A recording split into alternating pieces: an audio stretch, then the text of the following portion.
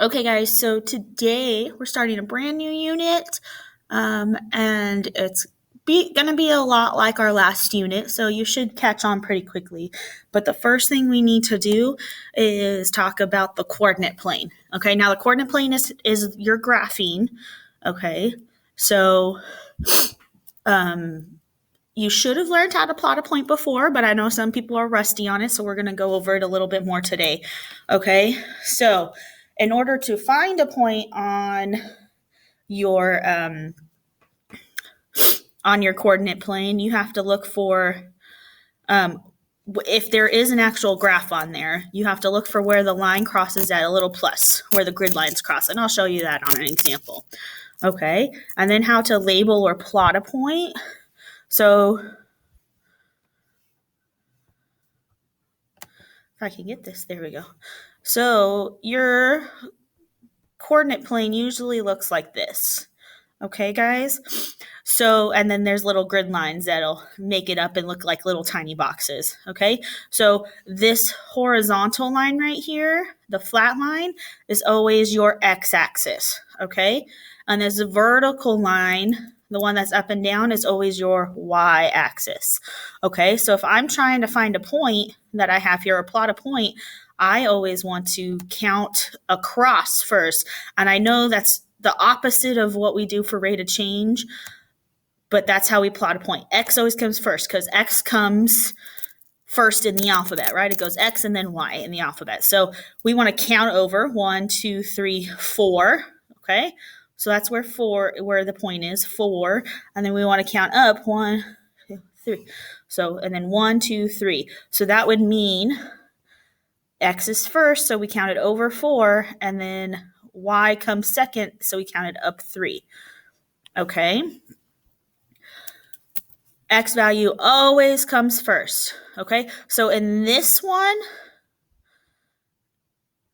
plane right here, it's always going to be positive and positive because we went forward and up. Okay? And this one, the X is going to be negative.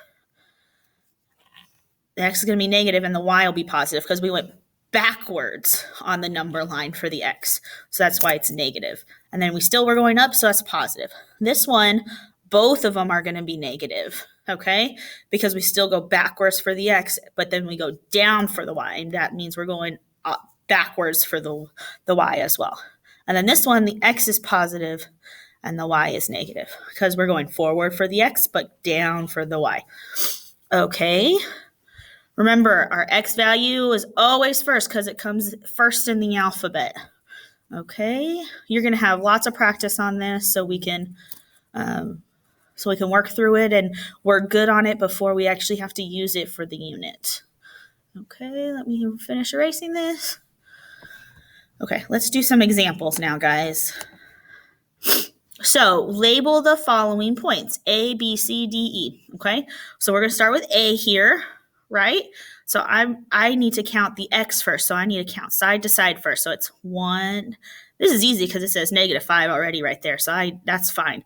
And then -6, -7, -8, right? 1, 2, 3, 4, 5, 6, 7, 8. And because we went backwards, it's negative. Okay? Oops.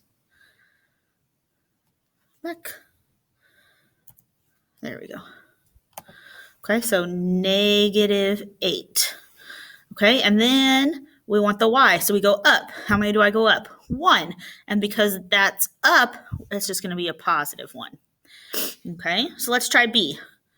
B is right there.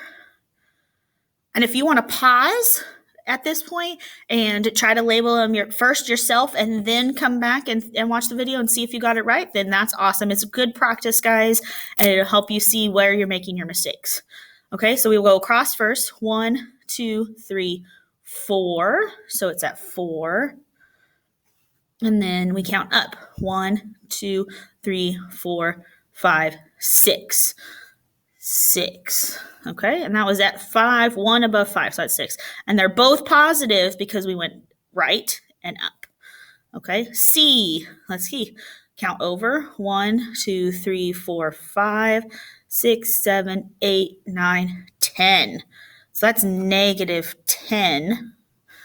Okay, and then we're going to count down. 1, 2, 3, 4, 5, 6, 7, 8, 9. Okay, and I went down, so it's also negative.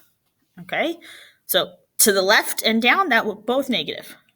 Okay, D. We go over 1, 2, 2.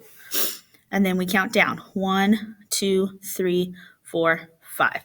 And down makes it negative 5.